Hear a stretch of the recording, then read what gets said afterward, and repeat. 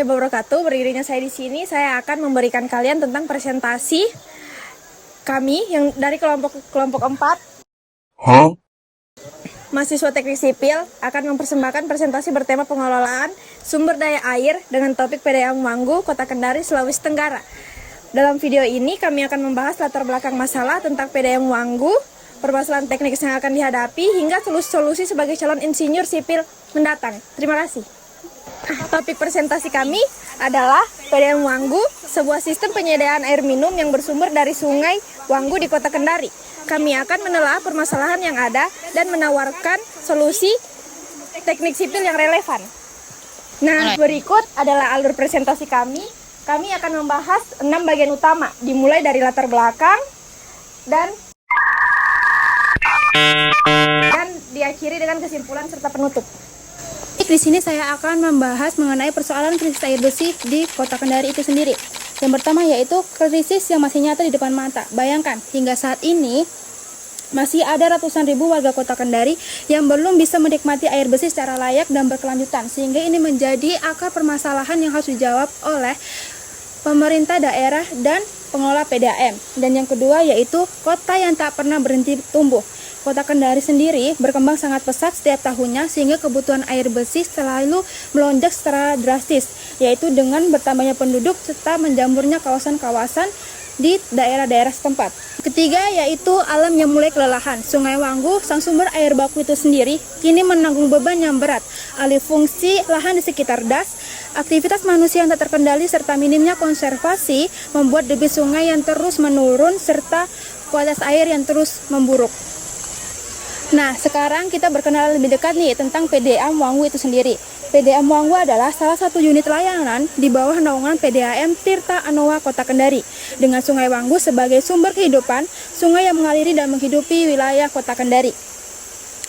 Dari sisi kapasitas, sistem ini mampu memproduksi sekitar 200 liter per detik hingga dengan distribusi rata-rata 150 liter per detik.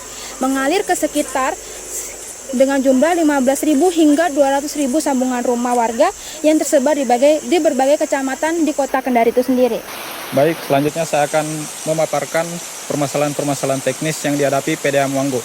Yang pertama, fluktuasi debit air, di mana debit Sungai Wanggu berubah-ubah saat musim hujan dan musim kemarau. Yang kedua, kualitas air menurun, di mana saat musim hujan terjadi kekeruhan yang meningkat disebabkan oleh erosi. Yang ketiga, infrastruktur yang sudah menua, di mana banyak pipa distribusi yang sudah cukup berumur dan rentan bocor. Keempat, cakupan layanan yang belum merata, di mana banyak kawasan pemukiman di pinggiran kota yang belum tercangkup dalam jaringan distribusi PDAM Wanggu. Kelima, tekanan air yang tidak merata, di mana beberapa zona distribusi tekanan air sangatlah rendah, terutama pada jam-jam puncak. Dan yang terakhir, yang keenam, pencemaran daerah aliran Sungai Wanggu diakibatkan oleh aktivitas pertanian, pembuangan limbah domestik, dan permukiman liar sepanjang daerah aliran sungai. Oke, baik, setelah memahami permasalahannya, kami sebagai calon insinyur sipil menawarkan beberapa solusi konkret. Solusi pertama adalah rehabilitasi dan perluasan instalasi pengelolaan air atau IPA. Kapasitas IPA perlu ditingkatkan dan teknologinya diperbarui, terutama sistem koagulasi, flukasi, dan filtrasi, agar mampu menangani kekeruhan tinggi yang sering terjadi pada saat musim hujan.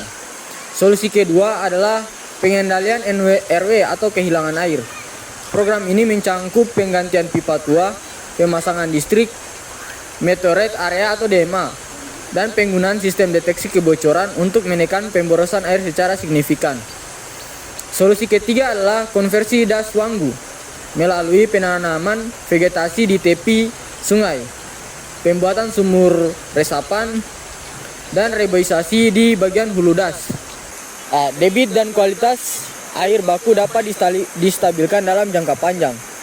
Solusi keempat adalah pembangunan reservoir cadangan, reservoir elevated maupun ground reservoir di titik-titik strategis akan menjaga ketersediaan air dan menstabilkan tekanan distribusi ke pelanggan. Solusi kelima adalah implementasi smart water management.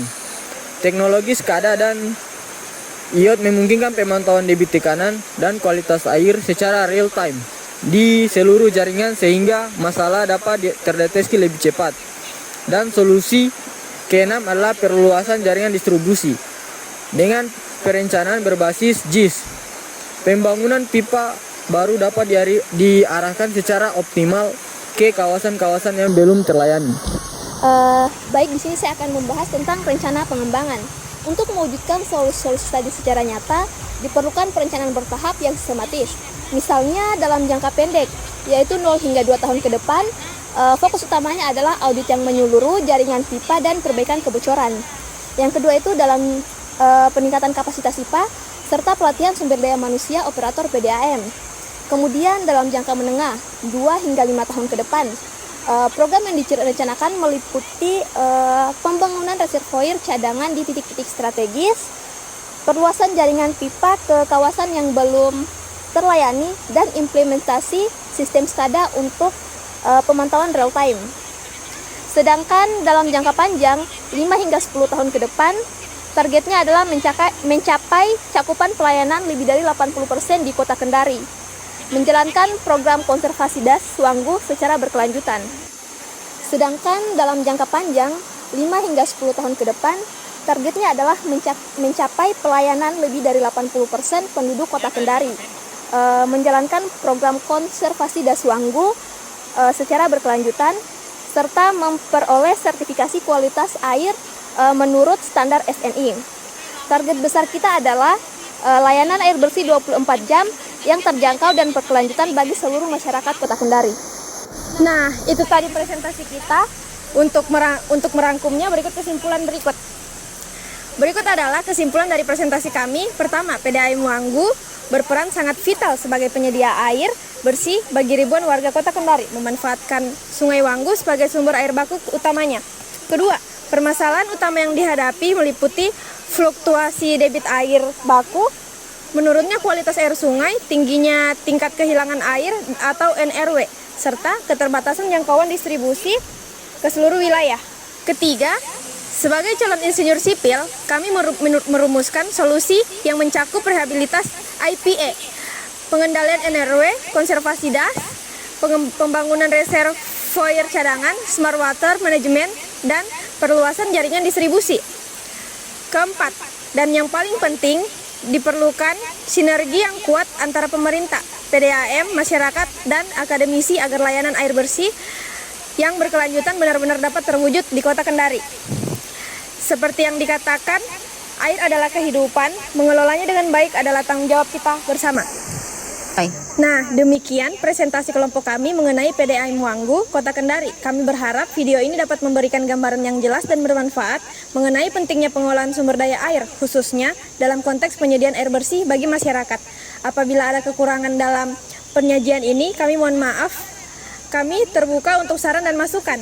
Terima kasih telah menyaksikan presentasi kami. Wassalamualaikum warahmatullahi wabarakatuh.